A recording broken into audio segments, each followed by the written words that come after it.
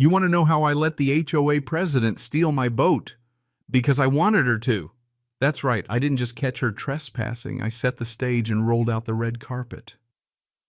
See, after 22 years wearing a uniform, living through deserts, jungles, and the kind of bureaucracy that could make you weep, all I wanted was a little quiet. That's why I ended up at this old lakeside cabin. My uncle left me far from neighbors, rules committees, no one arguing about mailbox colors, just water, black coffee, and peace. For 3 whole days, I actually had it. Then bam. Enter Skylar Campbell, queen of the HOA, her sandals squeaking on the gravel, clutching her clipboard like it held the 10 Commandments. She marched right up, told me the lake was community property while staring at my dock. I just nodded at my new no trespassing sign. She did not appreciate that. You ever see someone's smile turn predatory? Hers did, like she was about to pounce, but still trying to look friendly. "Good morning, I'm Skylar with Lakeview Serenity HOA," she announced, drawing out those letters like she was saying the FBI. I played along, introduced myself, let her rattle off her speech about shared stewardship, community events, historically accessible shoreline. I pointed at the beer can in the weeds and the fire pit I dismantled the day before. "Your history leaves a lot of traces." She laughed, fake and cold. We did the dance here talking about community access, me reminding her I'm not in her HOA.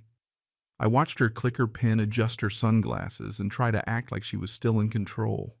She offered me a spot in their watercraft rotation so I could share my dock. Nope, not happening.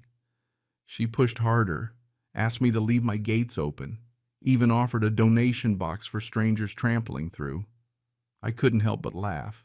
You want me to unlock my property so people can traipse around and I get tips for damages? Yeah, that happened. She tried the guilt trip too. If you close off the shoreline, it creates friction, complaints, meetings, citations. I told her if someone climbs my fence, it creates a 911 call. She blinked, regrouped, and made her threat sound polite, jotting notes on her clipboard for later ammunition.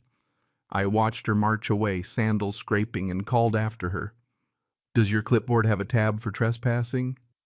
She threw one last smile at me, all teeth and left. 5 minutes later, there's an HOA flyer under a rock by my mailbox. "Community guidelines you'll love." Sure. Right into the burn barrel. Peace smells like cedar smoke and hot coffee, by the way.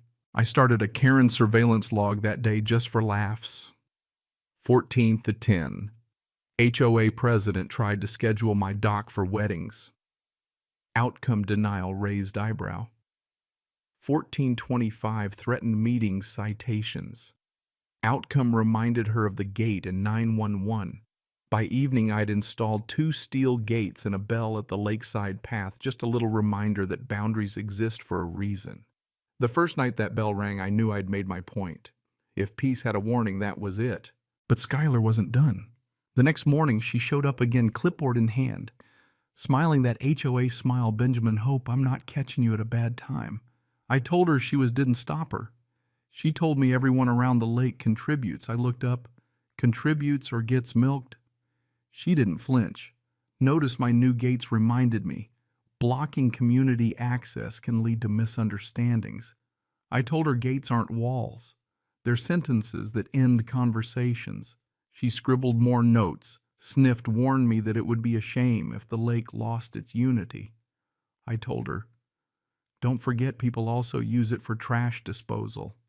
She twitched, tried to guilt me into cooperating. I told her, "Because I've met my neighbors."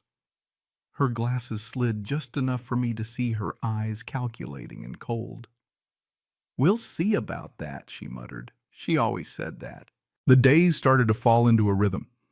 Coffee repairs, then the faint hum of HOA activity on the horizon. They sent volunteers next 2 women in matching polos, both armed with clipboards and chihuahuas. "We're here to discuss shoreline beautification," I told them to read the sign. "This means you." They left in a huff. And 5 minutes later, I got a text. "It would really help community morale if you left the gate unlocked." I replied with a photo of my gate lock. Morale remains secure. Skylar escalated flyers in every mailbox. Help preserve our shared lake access, with a photo of my dock and the caption, traditionally open to all. I printed a new sign, private property trespassers will be prosecuted, including clipboard carriers. Next day, Skylar brought reinforcements, a full suburban tribunal. They accused me of creating an unwelcoming aesthetic. I told them it's an accurate one. She warned me, "You'll regret this attitude." I said, "Only if you bring a boat." That night I couldn't sleep, not out of worry, but curiosity. I'd learned something from my years in the military. People like Skylar don't stop at no. They probe, test, escalate. She was looking for the weak spot. So I built something she couldn't talk her way around. My boat Ghost.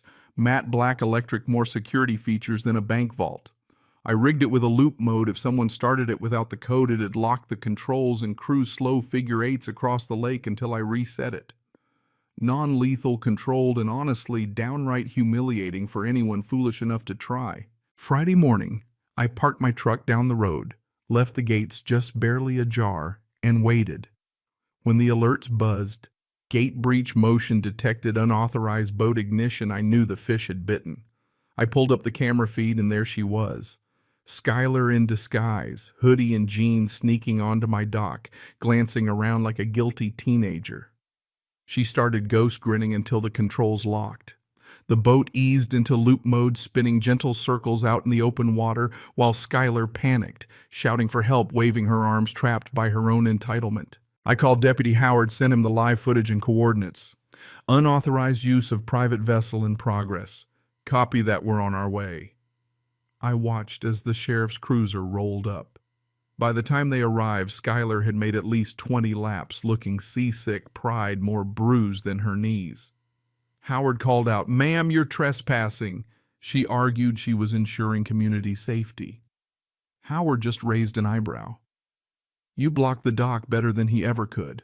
They offered to press charges. I said, "Not yet. She's learned more in one loop than any courtroom could teach." Howard took the video as evidence, said the DA was going to frame it.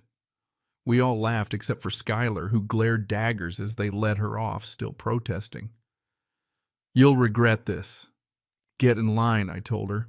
"It's a long one." Of course, next came the lawsuit, Skylar's lawyer claiming reckless use of a dangerous device. My lawyer, Donna Carter, calmly dropped the owner's manual for Ghost and all my paperwork on the table. The boat is Coast Guard compliant with safety protocols and life jackets.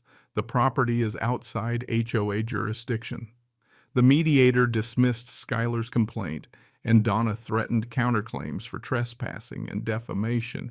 The HOA's Facebook post didn't help Skylar's case. By week's end, the board had voted Skylar out as president. I got a letter from Cheryl Bennett, one of the quieter board members, thanking me for doing what none of them could, standing up to Skylar. The for sale sign went up in Skylar's yard. Her beige SUV disappeared and the lake was quiet again. I'd like to say that was the end, but peace never lasts long around an HOA. Skylar tried a second complaint, then a civil hearing claimed I'd weaponized technology against her.